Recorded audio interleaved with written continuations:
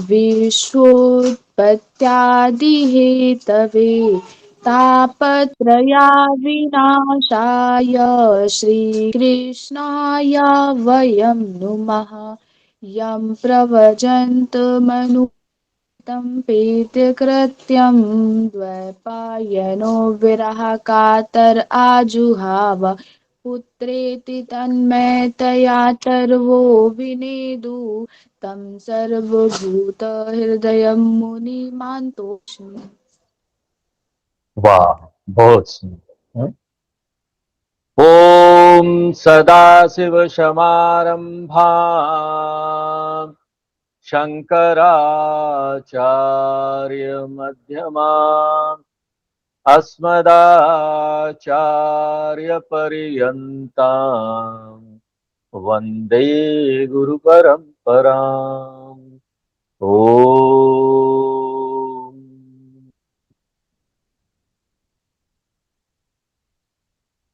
हम लोग आज श्रीमद् भागवतम के अष्टम स्कंद में प्रवेश करेंगे। 77 नंबर क्लास है ये। हर एक वीक, प्रत्येक सप्ताह ये क्लास होता है मंगलवार को, और हम लोग बड़े विस्तार से इसका अध्ययन कर गहराई में जाते हैं। और ये जो 8वें स्कंद है उसका विषय क्या है? मनवंतर। मनवंतर एक पीरियड को बोलते हैं शास्त्रों में। हमारी परंपरा में अगर काल को बताना होता था तो उसको बोलते थे ये मनवंतर। एक पीरियड होता है, समय। और इसको ना सद्धर्म स्कंद भी बोलते हैं।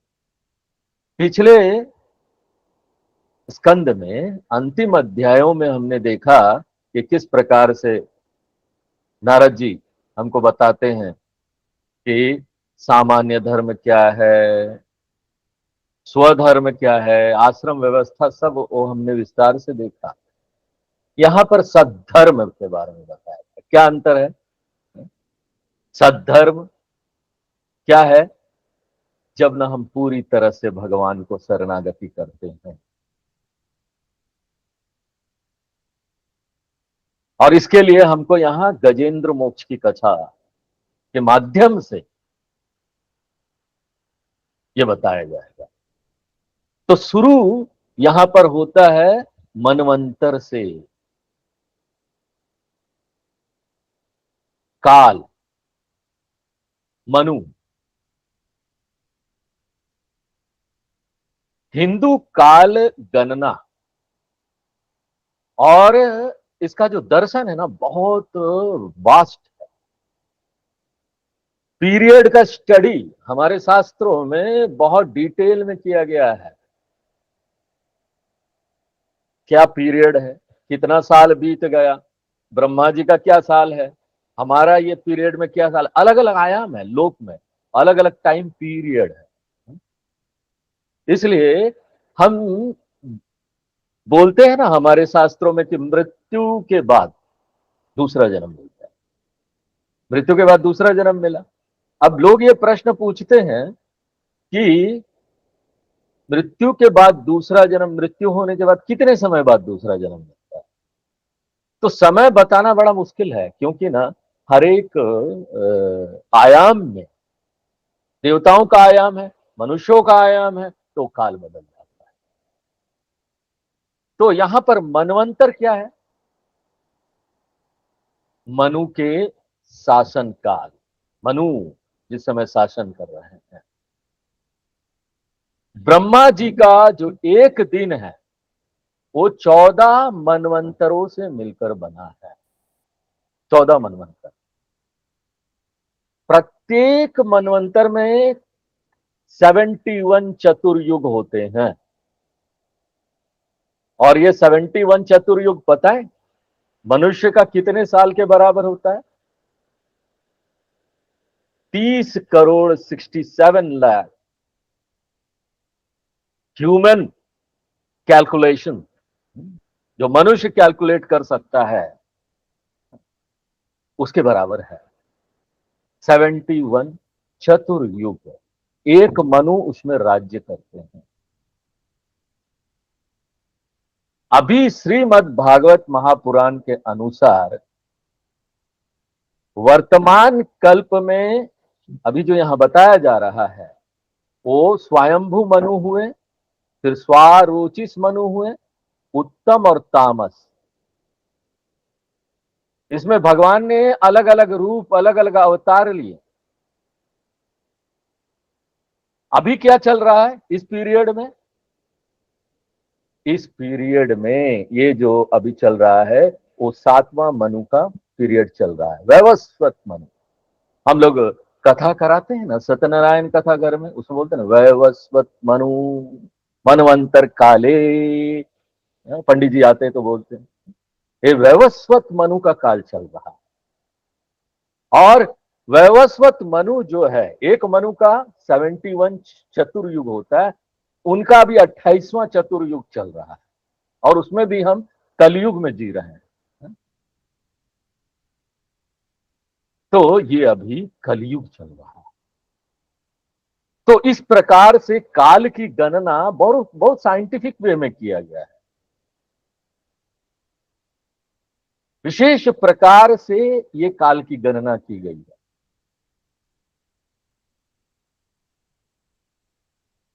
और यहां पर जो ये कथा आती है गजेंद्र मोक्ष की कथा, वे अब चौथे मनु वाले काल में आएगी।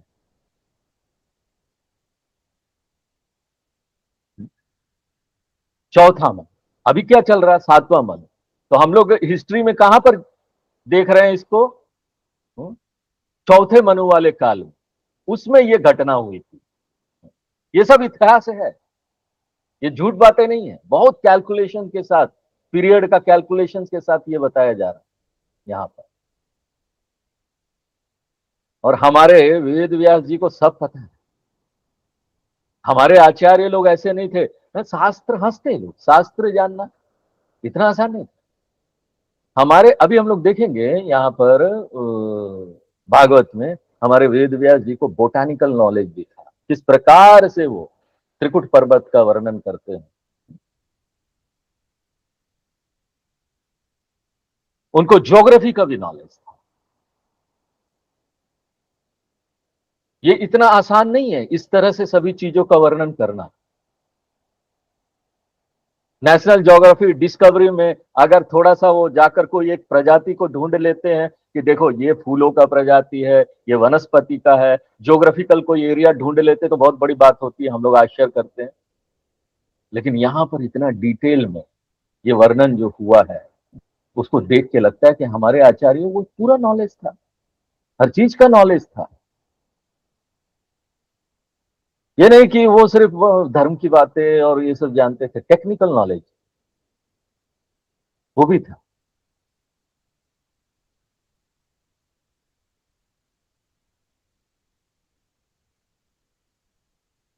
तो इस प्रकार से ये मनु का काल अभी चल रहा है।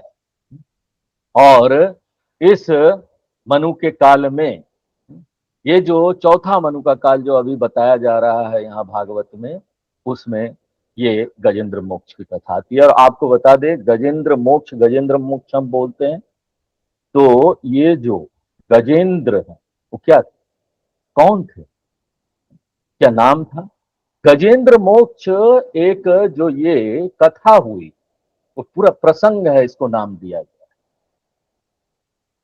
और गजेंद्र हाथी का नाम नहीं, जो हाथी लोगों का जो मुखिया इंद्र, गज इंद्र, उसका जो मुखिया, उसको बोलते हैं गजेंद्र।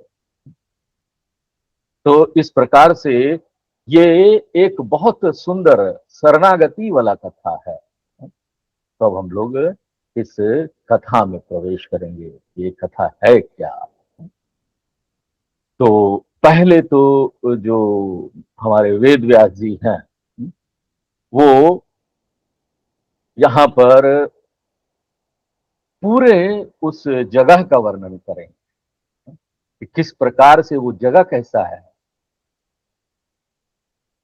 वो जो काल चल रहा था, वो उसमें वो ज्योग्राफी कैसी थी जहां पर गजेंद्र थे, डिटेल में बड़ा वर्णन आएगा।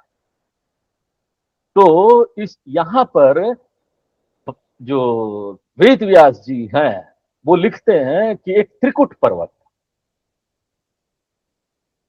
त्रिकुट पर्वत कितना बड़ा था? 10,000 योजन। 10,000 योजन क्या होता है? त्रिकुट नाम का एक सुंदर पर्वत, और 10,000 योजन ऊंचा था। आपको पता है दुनिया का सबसे ऊंचा पर्वत कौन सा है? एवरेस्ट। उसकी ऊंचाई कितनी है बताइए? 8 से 9 किलोमीटर। किलोमीटर तो सब जानते हैं ना। 8 से 9 किलोमीटर की ऊंचाई थी उसकी। लेकिन ये जो पर्वत था, त्रिकुट पर्वत, 10,000 योजन, मालूम मालूम है एक योजन कितना होता है? करीब 12 से 15 किलोमीटर। 10,000 योजन यानी 1 लाख, 1,30,000 किलोमीटर ऊंचा। आज का जो पर्वत है वो भी 9 किलो, सबसे ऊंचा पर्वत एवरेस्ट 9 किलोमीटर है। कैसा होगा वो पीरियड, आप सोच सकते हैं? द फोर्थ मनु, अभी सेवेंथ मनु में हम चल रहे हैं, फोर्थ मनु का काल कैसा था? और इतनी ही उसकी लंबाई भी थी, वैसी चौड़ाई भी थी।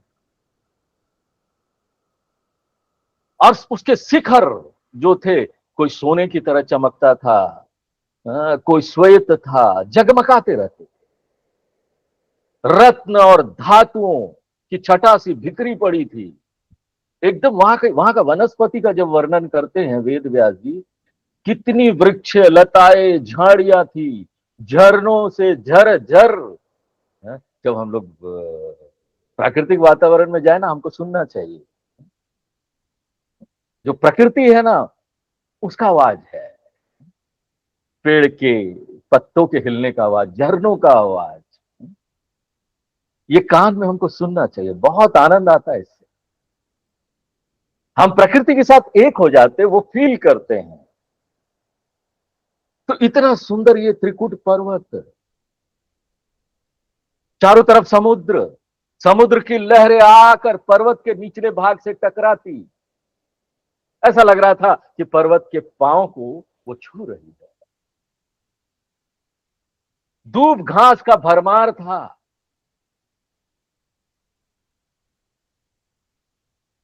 वहां पर कौन नहीं रह रहा था? आजकल तो हम लोगों को सिद्ध नहीं मिलता है, कोई गंधर्व नहीं मिलता है।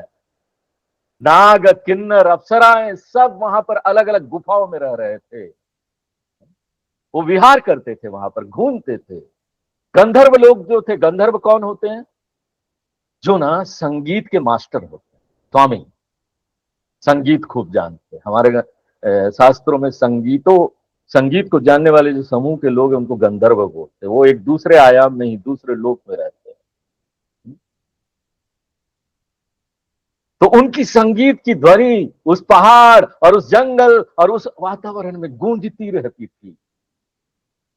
तरह तरह के जंगली जानवर, क्या जानवर वहां पर नहीं थे? हर प्रकार के जानवर थे। सुंदर सुंदर पक्षी आवाजें कर रहे थे। बहुत सारी नदियां वो आवाजें कर रही थी। सबका जल निर्मल था। आज तो हमको गंगा में भी जाने में प्रॉब्लम होता है। त्रिकुट पर्वत जहां पर गजेंद्र जी रहते थे, वहां पर सारी नदियां, सारा ये सब, कितने लोग वहां रह रहे थे, इतने जानवर थे, क्यों प्रदूषित नहीं होता था?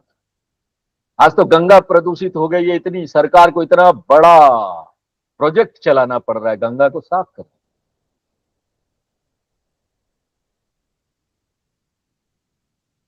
नदियां, सरोवर, सब साफ निर्मल जल, बालू चमक रहा था। उसमें जितने भी वहां पर देवता, गंधर्व वगैरह रह रहे थे, वो उसमें स्नान करते थे आराम से, कोई दिक्कत नहीं है। वहां पर ऋषि लोग रह रहे थे उसकी तलहट्टी में, तराई में। जो पर्वत से नीचे जाने पर जो घाटी मिलती है ना, आप 2-3 पर्वतों के बीच में देखेंगे, उसे तराई बोलते हैं। तो उस घाटी में ये ऋषि रह रहे थे, महात्मा लोग रहते थे। वहां पर वो पूरा माहौल सुंदर था, फल और फूल लदे हुए थे। वेद व्यास जी यहां वर्णन करते हैं कि मंदार, पारिजात, गुलाब, अशोक, चंपा, तरह तरह के आम, प्रियाल, कटहल, आवड़ा, सुपारी, नारियल, खजूर, बिजोरा, महुआ, साखू, ताड़, तमाल, असन, अर्जुन, रीठा, ये सब आयुर्वेदिक दवाएं हैं। गुलर, बरगद, पलास, चंदन, नीम, कंचनार, ऐसा था वो पर्वत। नेशनल ज्योग्राफिक के चैनल और डिस्कवरी चैनल में हम लोग देखते हैं तो हम लोग बड़ा आश्चर्य करते हैं और बहुत इंप्रेस हो जाते हैं कि क्या बात है, क्या सुंदर बता रहे हैं। जंगल में जा जाकर एक एक चीज को बता रहे हैं, ये देखो, ये एक ऐसा पौधा है जो कहीं नहीं मिलता। अब बताइए हमारे वेद व्यास जी को ये सब कैसे पता था? उनको पूरा नॉलेज था, बॉटानिकल नॉलेज। विविध जाति के कमल के फूल, अब कमल के फूल हम बोलते तो हमको एक ही नजर आता है, कमल का फूल एक ही होगा, लेकिन यहां पर अलग अलग प्रकार के कमल के फूल के बारे में बताते हैं। स्वर्ण कमल, सुनहरे रंग के चमकता हुआ कमल, नील कमल, नीला रंग का कमल, श्वेत कमल, सफेद रंग का कमल, सतपत्र, 100 पंखुड़ियों वाला कमल। गिना है कोई जाके क्या? हमारे वेद व्यास जी कैसे जानते थे? गिना क्या वहां जाके? उन्होंने गिना होगा शायद। 1000 पंखुड़ियों वाला कमल, 100 पंखुड़ियों वाला कमल। इतना डिटेल बोटानिकल नॉलेज इनको था। मछली, कछुए, उनका वर्णन करते हैं। कदम, अलग अलग प्रकार की जो जो पेड़ वहां पर थे, कदम, बेत, नरकुल, आदि, ये सारे वृक्ष वहां पर थे। इतना सुंदर था वो त्रिकुट पहाड़। और इसी त्रिकुट पहाड़ में कौन वास करता था? गजेंद्र, अपने बहुत सारी हथनियों के साथ। और वो सरदार था सबका। गजेंद्र कोई नाम नहीं है, मैं पहले भी बता चुका। ये हाथियों के सरदार को गज इंद्र, संस्कृत में इंद्र शब्द जो है ना, वो सरदार के लिए बोला जाता, हाथियों का सरदार। बड़ा शक्तिशाली था। प्रतीक है। आज के लोग में जो बड़ा, आज के युग में जो बड़ा शक्तिशाली होता है, आप अपने आप को बहुत समझते हैं, ये गजेंद्र भी वैसे ही समझता था। मदमस्त होकर जा घूमता था। जैसे कि यहाँ पर किसी को पद मिल जाए ना इस संसार में, बड़ा व्यक्ति हो जाए, कैसा मदमस्त होकर घूमता है। मंत्री हो गया, मैं एमएलए हो गया, एमपी हो गया, घूमो मदमस्त होकर। गजेंद्र भी घूमता। उस समय उसको भगवान से कोई लेना देना नहीं था। उसको लगता था मैं ही सब कुछ कर रहा हूं। हम इस संसार में यही सोचते मैं ही सब कुछ कर रहा हूं।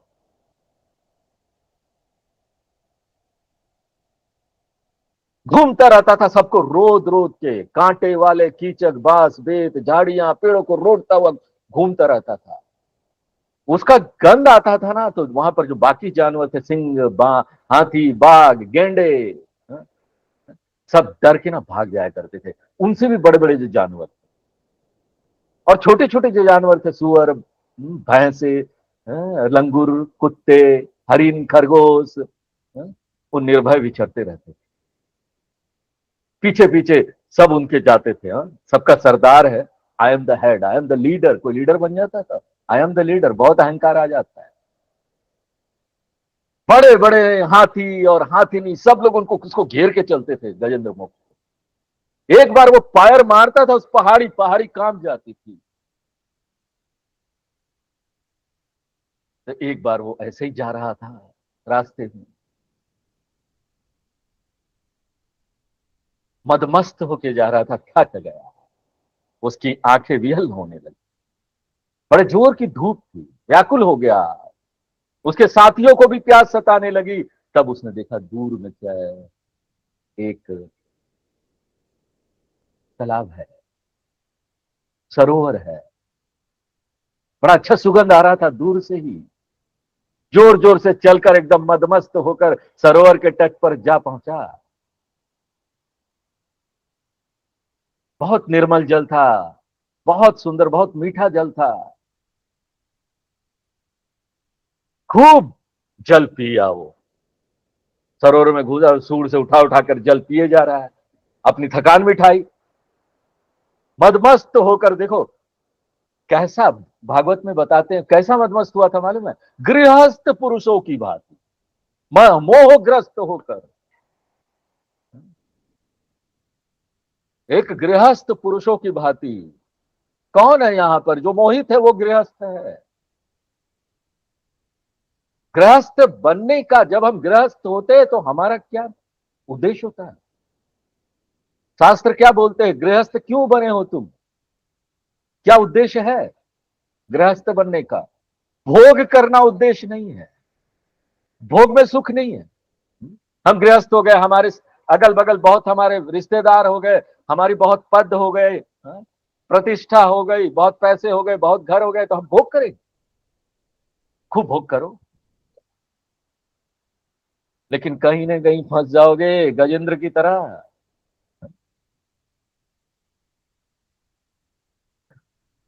अपने लोगों के लिए बहुत करोगे भी ना, वो भी आपकी सहायता नहीं कर पाएंगे समय आने पर।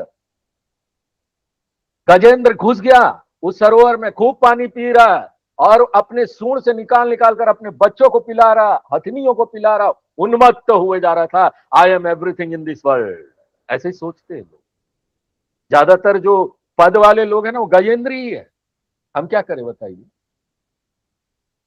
जितने पद वाले लोग हैं, जाइए जरा मिलिए, बाहर निकल के किसी ऑफिस में चले जाइए, कलेक्टर के ऑफिस में चले जाइए, किसी एमएलए के ऑफिस में चले जाइए, देखिए कितना मदमस्त हाथी होकर वो घूम रहे हैं।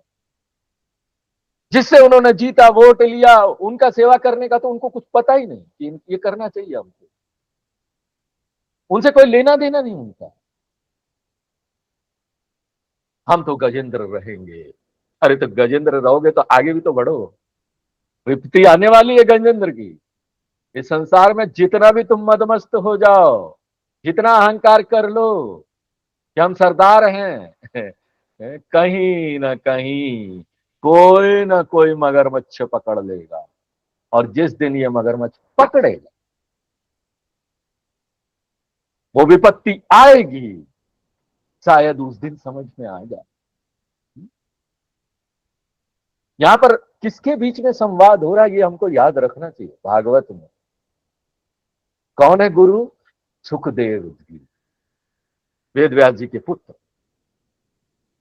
कौन है सुनने वाला? परीक्षित राजा। 7 दिन वाले, 7 दिन बाद जिनको नाग सब डसने वाला है, मर जाने वाले हैं वो। इसलिए जब वो सुखदेव जी जो हैं, उनको मनवंतर के बारे में बताते हैं, और बताते हैं कि चौथे मनवंतर में किस तरह से गजेंद्र मोक्ष की कथा आती है, और भगवान किस प्रकार से गजेंद्र को बचाते हैं, तो वो ये सुनना चाहते थे। आदमी वही सुनना चाहता ना, जो जिस समस्या में वो रहता है, उनको अपना सॉल्यूशन चाहिए था। इसलिए उन्होंने फट से पूछा। बाकी और मनवंतर में भी भगवान ने अवतार लिया था ना, दूसरे मनवंतर, अं, अं, अं, लेकिन वो उसमें वो नहीं जानना चाहते थे। वो तो बस ये गजेंद्र मोक्ष की कथा सुनना चाहते थे, विपत्ति में पड़ने से क्या होता है। तो ये गजेंद्र बड़ा खुश था सरोवर में, अपने रिश्तेदारों को, सबको जो उसको मिला था पानी पिलाए, सबके लिए करे, सेवा का काम करे, सबको दे। ये सब तो ठीक बात है, लेकिन अचानक ही, ये संसार है ही ऐसा बना है, विपत्ति आएगा। वो जो तालाब था ना, ये संसार है, this is world for us, and this world is not always goody goody. हमेशा अच्छा अच्छा नहीं रहने वाला। प्रारब्ध है, हमारे अपने कर्म है, उस प्रारब्ध कर्म के अनुसार यहां पर समस्या आने वाली है।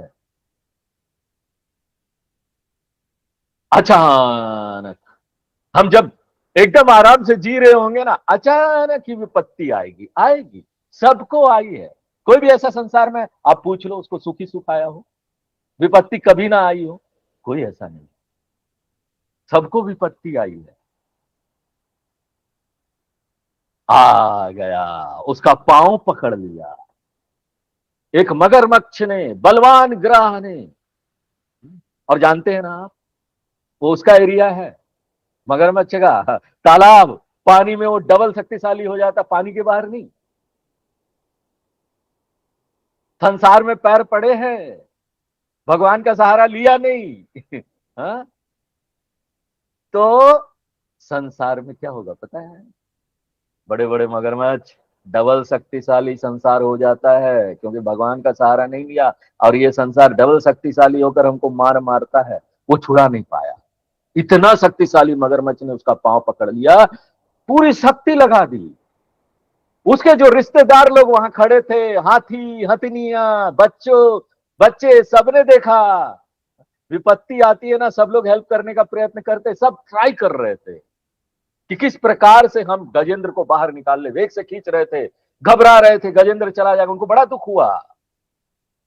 गजेंद्र चिघाड़ने लगे, विकलता से, विहलता से। सब उनको जल से बाहर निकलना चाहते थे, कर नहीं पा रहे थे। गजेंद्र ग्राह ने, सोचो इतना शक्तिशाली गजेंद्र, इसलिए पहला वर्णन हमने आपको डिटेल में बताया। क्यों? ये बताने के लिए कि वो कितना शक्तिशाली था। हाथी किस जगह पर वो राज्य कर रहा था, उस जगह कैसा था? त्रिकुट पर्वत, कितना संपन्न था वो त्रिकुट पर्वत, उस जगह का वो सरदार। जितना भी संपन्न हो जाए, अमेरिका हो जाए, आज का संपन्नता का अगर एग्जाम्पल आजकल देना है तो बोले एग्जाम्पल अमेरिका। वो भी विपत्ति से दूर नहीं है, विपत्ति आया हुआ भी वहां के प्रेसिडेंट के ऊपर। कैसे निकले इस युद्ध से? उसको भी ग्राह ने पकड़ लिया है। संसार रूपी ग्राह ने, डोनाल्ड ट्रंप को। और वो उससे निकलना चाह रहे और निकल नहीं पा रहे। सब लोग सहायता करने का कोशिश कर रहे हैं, रिश्तेदार बनकर। हमारे जीवन में भी सब देखो, ये जो संसार में सब होता ना, सबका उदाहरण है ये। हम भी विपत्ति में पड़े थे, कई बार हमको बड़ी कठिनाई हुई। हमारा हेल्प करने के लिए कोई हमारे अपने रिश्तेदार नहीं आए, हमारे भाई नहीं आए। क्यों? कई लोग आए भी तो कर नहीं पाए। इसलिए हमको यहां सेवा देना चाहिए और हमको अपेक्षा नहीं करना चाहिए अपने लोगों से, अपने संबंधियों से। अपेक्षा का मतलब नहीं है कि अपेक्षा नहीं किया, नहीं नहीं स्वामी जी, हमने ना हमारे भाई को देखिए कितनी हेल्प की, पढ़ाया लिखाया, बड़ा किया, आज मेरा भाई मुझे नहीं पूछता। सबकी अपनी सीमा है संसार में। क्यों अपेक्षा करते हो? सेवा करके अपेक्षा नहीं करना। सबकी अपनी सीमा होती है। हर व्यक्ति इतना बड़ा नहीं होता कि वो, उसके पास इतना संसाधन नहीं होता। आपके पास, भाई के पास इतना संसाधन नहीं होगा कि वो आपकी सहायता कर पाए, इसलिए नहीं आया। क्यों घृणा करते हो उस भाई से? हा? भगवान का बंदा है वो भी। सब लोग यहाँ भगवान के बंदे, कोई आपका हेल्प कर पाए या ना कर पाए, क्या मतलब? सब लोग कोशिश तो किए ना गजेंद्र मोक्ष को, गजेंद्र मोक्ष नहीं, गजेंद्र को उस सरोवर से बाहर निकालने के लिए, नहीं कर पाए। यहां भी हमारे रिश्तेदार लोग कोशिश करते, कई लोग सामने आके कोशिश करते, कई लोग दूर होके मन से कोशिश करते, बेचारा बाहर निकल आ। दूर से मन से आपके लिए प्रार्थना करते हैं कि आप जिस विपत्ति में पड़े उससे बाहर निकल आए। सामने नहीं आ पाते क्योंकि उनके पास पैसा नहीं होता। वो सोचते हैं जाएंगे हमसे पैसे मांग लेगा, हम कहां से देंगे। और कई बार होता है तो मन नहीं होता है, छोटा मन है ना। आखिर है तो इंसान।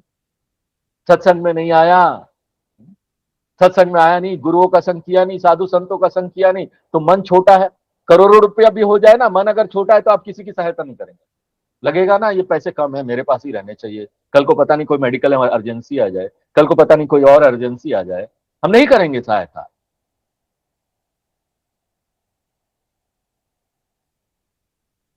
तो हमको ये बात समझना चाहिए कि अगर कोई हमारी सहायता करने हमारे अपने ही रिश्तेदार नहीं आए, घृणा मत करो, सबको प्रेम की दृष्टि से देखो, समझो कि वो क्यों नहीं आया, और आया भी तो आपकी सहायता क्यों नहीं कर पाया, और सहायता अंततः कौन करेगा, कौन है जो हमारा उद्धार करेगा कई दिन तक। और देखो, एक दिन तक नहीं, भागवत में आता है 1000 वर्ष तक वो गजेंद्र का पांव पकड़े रहा, खींचता रहा, ये लड़ता रहा। 1000 वर्ष बीत गए, दोनों जिंदा, कोशिश कर रहे हैं। कैन यू इमेजिन, 1000 वर्ष तक कोई लड़ रहा, 1000 वर्ष, कितने शक्तिशाली होंगे दोनों। हम आज की बात नहीं कर रहे हैं, यहां पर काल का पीरियड बताया गया है भागवत। चौथे मनवंतर की बात कर रहे हैं, अभी 7वां मनवंतर चल रहा है।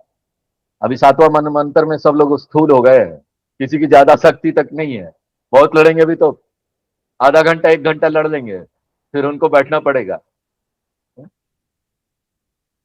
उस समय बात कुछ और थी, 1000 वर्ष तक लोग लड़ सकते थे।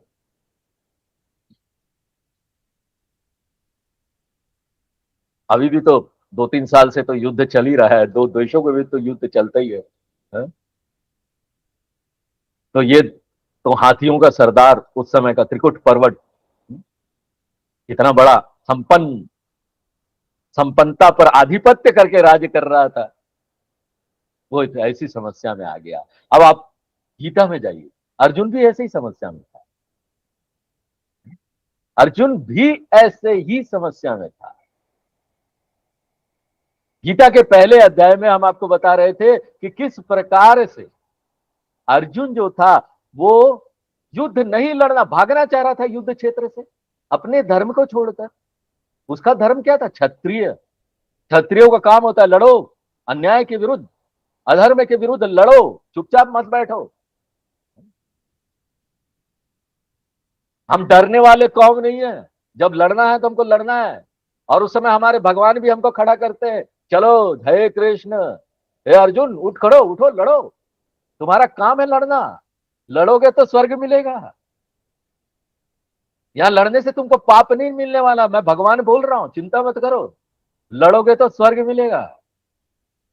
ये तुम्हारा काम है, धर्म का काम में कभी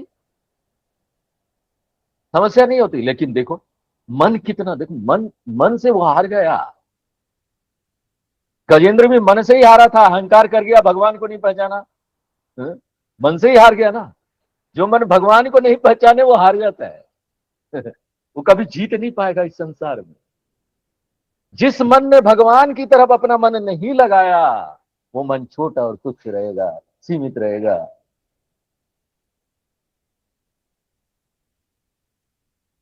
चाहे उसके साथ ना पूरी भीड़ क्यों ना खड़ी हो, पूरे देश का भीड़, एक परिवार तो छोड़ दो, 2-4 लोग हो जाते तो बड़े घमंड करने लगते लोग, मेरे परिवार में इतने लोग हैं, पूरा कुनबा एक गांव मेरा है, अपनी जाति पर घमंड करते हैं। और जातियों का समूह बनाकर फिर कोशिश करते हैं कि उद्धार करे। पहले आप अपने शास्त्रों को तो समझो। जब तक अपने आप इस शास्त्रों को नहीं समझोगे कि इसमें कितनी सुंदर बात दी गई है, जो हमको बताया गया मैक्युलरी सिस्टम ऑफ एजुकेशन में, कि हमारे ये शास्त्र बस ऐसे ही कहानी बताते हैं। हा? हमारे जो ये शास्त्र है क्या वो यहां पर जोक मार रहे हैं क्या, या बिना तर्क के कोई बात बता रहे हैं? लॉजिक, क्या बात करते हो, लॉजिक तो हमारे यहां साइंस है, न्याय शास्त्र, लॉजिक। एक न्याय शास्त्र को ले लो ना, पीएचडी भी करोगे, डॉक्टरेट भी करोगे, तब भी आधा समझ में आएगा। इतना भीतर तक गहराई तक गए हमारे साथ। सब चीज में लॉजिक है, कोई भी चीज यहां एक लाइन भी नहीं ऐसी बेकार लिखी गई है। हमारे वेद व्यास जी एक लाइन भी लिखने के लिए जब पेन उठाते थे ना, तो वो काम का लाइन होता था, आज के जैसा नहीं। टीवी में बहस करने आते, इतने सारे बहस कर रहे, जिसको मन किया जो मन मुंह से निकाल दिए, जिसको जो मन किया मुंह से बोल दिए। नहीं, एक श्लोक भी काम का है, एक श्लोक भी जीवन है पूरा। तो भाई साहब गजेंद्र तो परेशान हो गया, 1000 साल तक लड़ता रहा, क्या बात है, फिर भी उससे छूट नहीं पाया। क्या मतलब है मालूम है? हम भी लड़ रहे हैं 1000 साल से, हम भी लड़ रहे हैं। नहीं समझ कहां लड़ रहे हैं, हम तो चुपचाप बैठे हैं यहां पर। कैसे आप बोल रहे हैं कि हम लड़ रहे हैं? शास्त्र बोलते हैं ना, कई जन्मों से तुम संघर्ष कर रहे हो, स्ट्रगल कर रहे हो। किसके जीवन में दुख नहीं आया? दुख से निकल पाए ना, फिर दुख नहीं आया। मृत्यु का भय किसको नहीं लगता? किसको परिस्थिति कल क्या होगी पता नहीं, सुबह उठ पाएंगे नहीं पाएंगे, कैसा भय है? और हम बोलेंगे नहीं हमको इसी जन्म में तो हम नहीं। नहीं नहीं, हमारे शास्त्र बोलते कई जन्म हो गया, हजारों हजार साल तक लड़ रहे हैं, हजारों हजार जन्म लेके लड़ रहे हैं। और अगर शास्त्रों को नहीं जाना, इस ज्ञान को नहीं जाना, तो आगे भी हजारों हजार साल तक लड़ते ही रहेंगे, गजेंद्र की तरह फंसे रहेंगे। क्यों फंसना? भी फंसना, उसका उपाय है।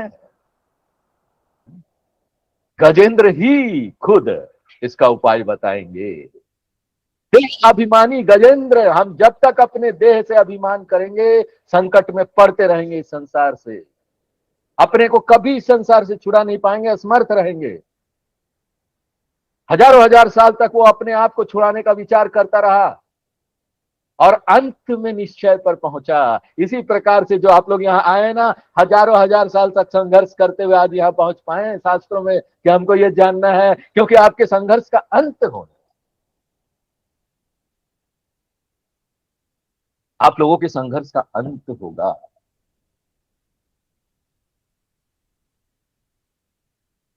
गजेंद्र के ऊपर जो पड़ा था देह अभिमान के कारण, मुझे बड़ा अभिमान हो गया था ना, उस अभिमान के कारण उसको फांसी लगा दिया था भगवान ने, विधाता ने फांसी लगाई थी, कर्मों की फांसी। उसने देखा कि मेरे जो बराबर के हाथी थे, मेरी शक्ति शक्ति वाले, वो भी मुझे इससे नहीं निकाल पाए। बेचारी मेरी जो हथनियां थी उसको तो छोड़ ही दो, वो तो कुछ ही नहीं कर पा रही है। संपूर्ण विश्व का एकमात्र आश्रय भगवान ही है। ये बात वो इतने हजार साल तक संघर्ष करने के बाद समझता है और वो भगवान की शरण लेता है। काल बहुत बलशाली है, सबको निगल जाता है। दौड़ते रहते हम इस संसार में, अंत में काल निगल जाता है। कुछ ही कुछ ही लोग, विरले लोग होते हैं, भयभीत सही, हम डर से ही यहां आए हों, लेकिन आ तो गए भगवान की शरण में। डर से ही जाओ, डर भी आया ना अगर तो पुण्य है। अगर ऐसे सत्संग में शास्त्रों का संग करने का मन में विचार आया और ये डर से आया कि हमको ये भय से बाहर निकलना है, तो वो भी बहुत बड़ा पुण्य है, समझ लो। प्रभु ने हमको बचाने का निश्चय कर लिया है।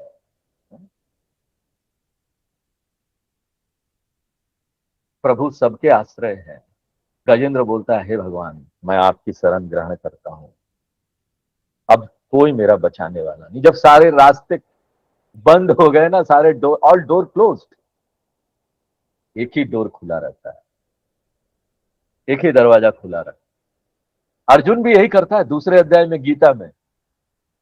ये सब जितने भी है ना हमारे, जो कथा है शास्त्रों में, यही समझाने के लिए शरणागत। उनके सामने भी भगवान थे कृष्ण, भगवान कृष्ण को शरणागति कर लेता है, बोलता है भगवान अब हमको तो नहीं समझ में आ रहा कि हम इससे कैसे बाहर निकले। ऐसा लग रहा कि मैं अपने धनुष्मान को छोड़ दूं, यहां से निकल जाऊं, यहां से भाग जाऊं, जंगल में चला जाऊं, संन्यास ले लूं, भिक्षा के अन्न पर खाऊं। कहां भागोगे? ये संसार अपना ही है, सामना करना है, सामना करने से निकलोगे, भागने से नहीं। सामना करने के लिए मन की शक्ति बढ़ानी है, और ये हमारे शास्त्र हमको मन की शक्ति देते हैं। हमको मन की शक्ति देना, जय विजय करे। दूसरों के दूसरों को हेल्प करने से पहले अपना हेल्प तो कर दो,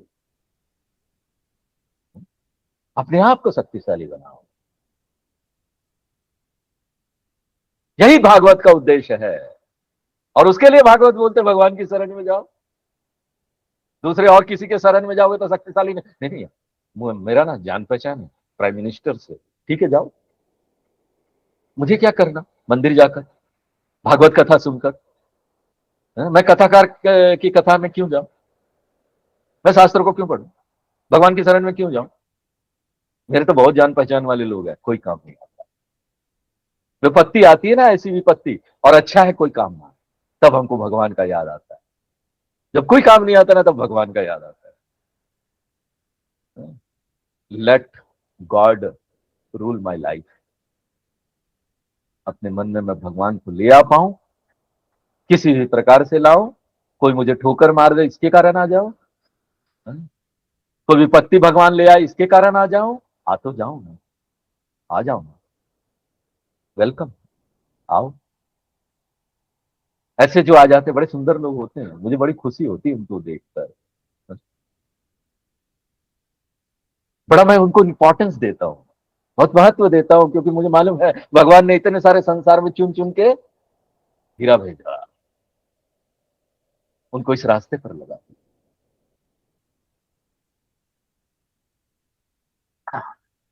आगे देखेंगे गजेंद्र मोक्ष कैसे, गजेंद्र कैसे भगवान की शरणागति करता है, कैसे उनकी स्तुति करता है। आज यही विराम देते हैं। ओम पूर्णमदः पूर्णमिदं पूर्णात् पूर्णमुदच्यते पूर्णस्य पूर्णमादाय पूर्णमेवावशिष्यते। ओम शांति।